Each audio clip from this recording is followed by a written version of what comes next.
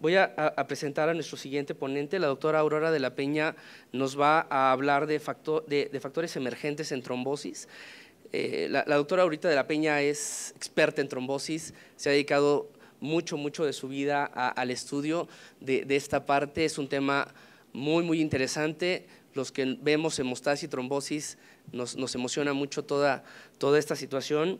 La doctora Aurora de la Peña, profesora de pregrado de la Facultad de Medicina de la UNAM, y actualmente labora en el Departamento de Farmacología de la UNAM como responsable del Laboratorio de Trombosis y Fibrinolisis y en el Laboratorio de Biología Molecular del Instituto Nacional de Cardiología Ignacio Chávez, y preside la mesa directiva del Comité de Trombosis y Hemostasia. Al igual que a mí, la doctora es experta en micropartículas, yo solo soy aficionado, entonces los dejo con la doctora. Buenas tardes, qué gusto de estar aquí con ustedes. Realmente les agradezco mucho haberme invitado, pero sobre todo haber considerado este tema como un punto importante para su formación académica. Y este tema de los factores de riesgo, quiero hacer énfasis que se ha modificado de manera importante. Miren, nos tendríamos que estar situando en este punto, en el punto en donde el endotelio vascular pierde una continuidad, pero quiero señalar que únicamente una zona precisa del endotelio pierde la continuidad, las demás permanecen intactas, las demás deben de permanecer funcionales y únicamente reparar el sitio de lesión. Entonces, imagínense este escenario, tendríamos que tener mecanismos muy precisos para indicar, regular y poder realmente dejar al sitio de lesión endotelial los mecanismos de reparación, los mecanismos de incrementar la hemostasia. En la mayor parte de los casos, afortunadamente así ocurre, únicamente en los puntos donde no hay una adecuada hemostasia, pues entonces aparecen los efectos hemorrágicos, los eventos hemorrágicos, y cuando esta hemostasia se excede, aparecen los eventos trombóticos. Y esta imagen me encanta, no sé si ustedes conocen a Valentín Fuster. Si conocen su trabajo, bueno, también a él personalmente, ha venido a México en muchas ocasiones y en particular él sale en Plaza Sésamo, explicando a los niños qué es la hemostasia, qué es la trombosis, cuáles son los eventos hemorrágicos, y siempre sus imágenes son muy ilustrativas y son muy interesantes. Y aquí nos habla justamente de lo que siempre nos cuesta trabajo expresar a veces. Miren, el tamaño del coágulo debería de ser esto, este es el óptimo y debe de cumplir tres funciones: sellar el sitio de lesión endotelial en caso de que exista y repararse sin ocluir por completo el flujo sanguíneo. Si lo ocluye, a ese mismo coágulo ya se le llama trombo, cuando lo ocluye.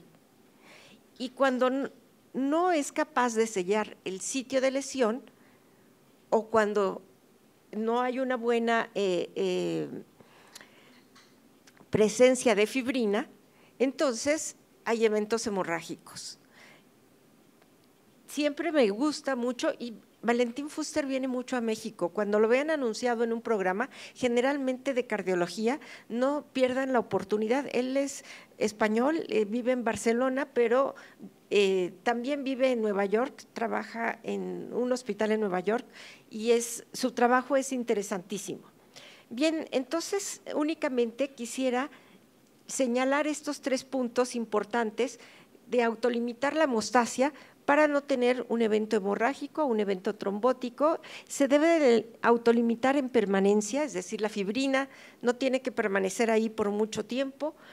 En magnitud, es decir, para una lesión, la respuesta debe de ser adecuada, y la localización, únicamente en el sitio donde hay lesión. Y podemos encontrarnos después en estos 3 escenarios. Este sería el normal, donde la fibrina tiene, y el coágulo. Actualmente se estudia la arquitectura del coágulo. El coágulo tiene una buena arquitectura y además las fibras tienen una buena dimensión.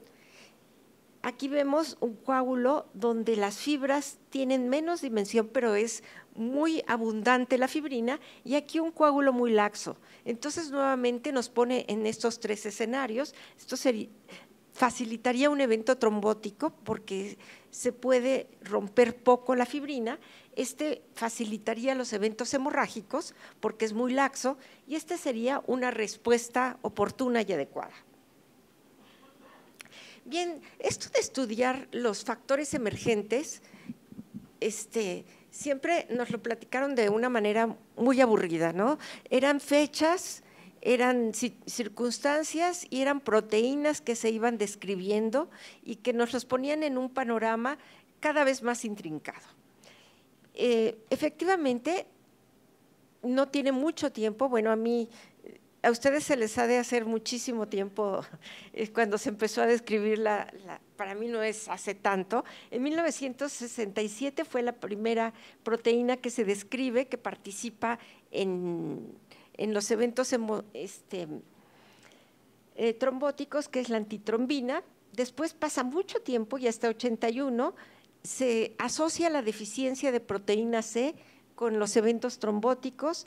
En 82 muy pronto su cofactor, que es la proteína S, ambos, tanto la C como la S, interrumpen la acción del factor 5. Recuerdan, nos acaban de mencionar de manera muy interesante, muy gráfica y muy clara, cómo el factor 5 amplifica y el factor 8 amplifican las reacciones de coagulación. Recuerden que estos no son factores, son cofactores, son 2, se les llama factores, pero en realidad el 5 y el 8 son los cofactores.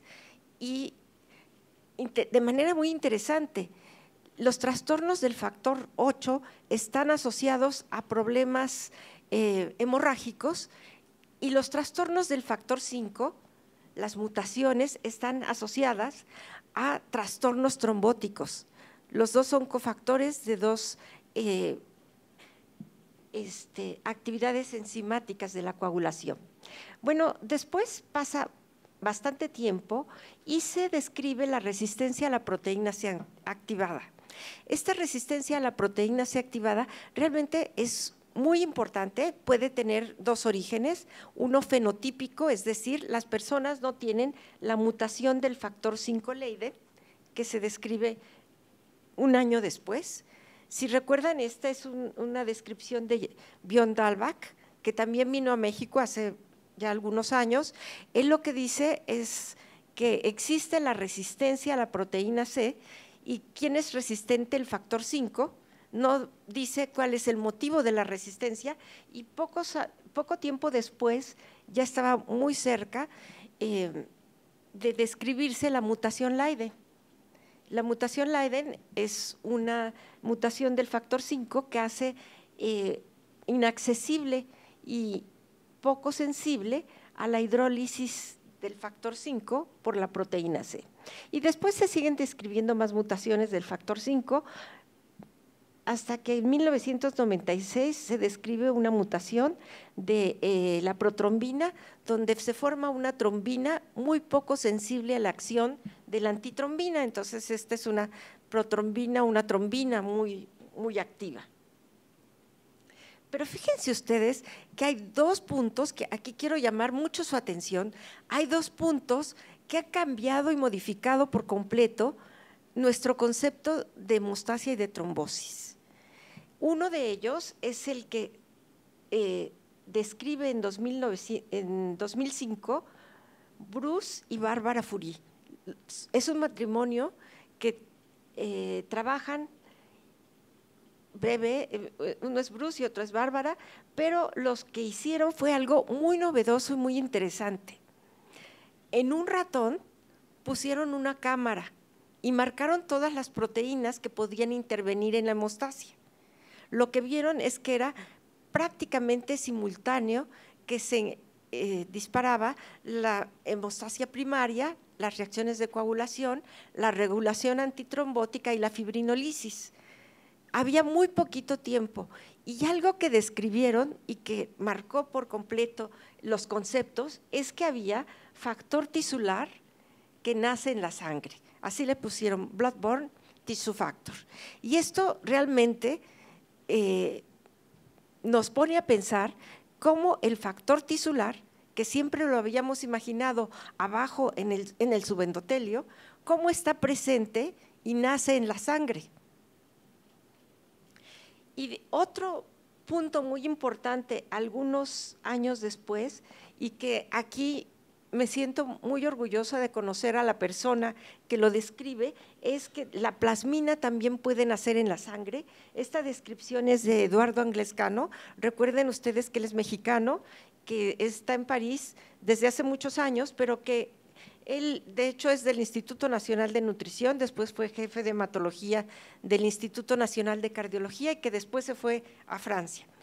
Allá siguió trabajando con otros temas, pero que en 2007 describe que la plasmina, y esto está todavía más difícil de entender, puede haber plasmina circulante y nacer en la sangre, es decir, que no es necesario que haya fibrina. ¿Cómo? Para que haya plasmina circulante. Entonces, estos dos conceptos, si se fijan, no hace mucho tiempo, cambian por completo la visión que tenemos de la hemostasia, de la coagulación y de la trombosis.